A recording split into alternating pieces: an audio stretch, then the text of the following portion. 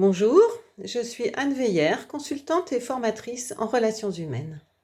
Je viens à votre rencontre aujourd'hui pour vous proposer quelques outils qui vont vous permettre de prendre soin de vos relations en ces temps de confinement. Nous n'avons pas appris à communiquer. Nous savons a priori parler, mais communiquer au sens de mettre en commun avec l'autre, ça ne s'apprend pas à l'école. J'ai le désir qu'un jour ce soit le cas, nos enfants étant les adultes de demain.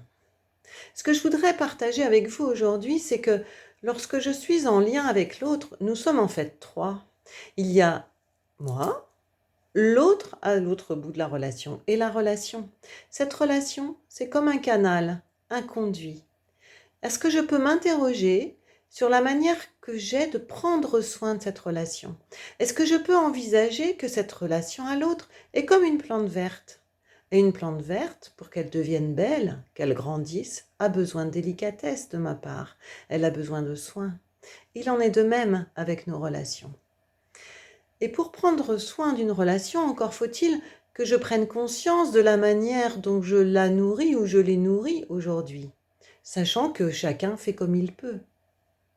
Alors je vais vous donner des points de repère. Et je voudrais commencer aujourd'hui par vous interpeller sur tous les tu que vous prononcez lorsque vous êtes en relation avec l'autre.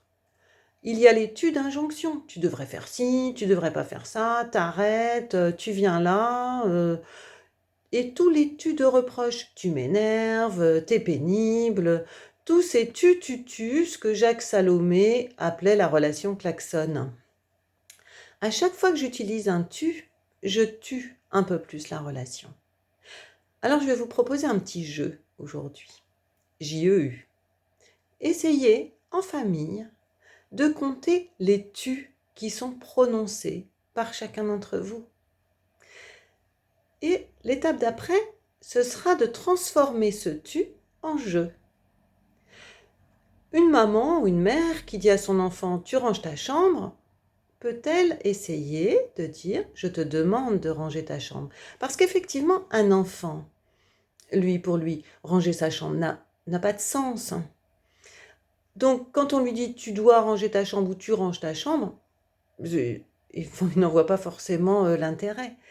En revanche, si sa maman lui dit « je te demande de ranger ta chambre », il entend bien que cette demande est faite de la part d'un adulte.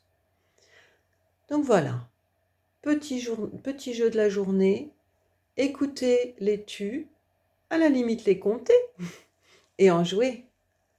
Ne pas transformer ça en reproche, t'as vu, toi t'en as plus que moi, etc. Ou moi j'en ai moins que toi, enfin bon. Non, apprenons à mieux vivre ensemble. Commençons donc par écouter tous les tu qui tuent et commençons à passer au jeu, qui n'est pas un jeu nombriliste, mais un jeu de positionnement. Bel exercice, bonne fin de journée, à bientôt.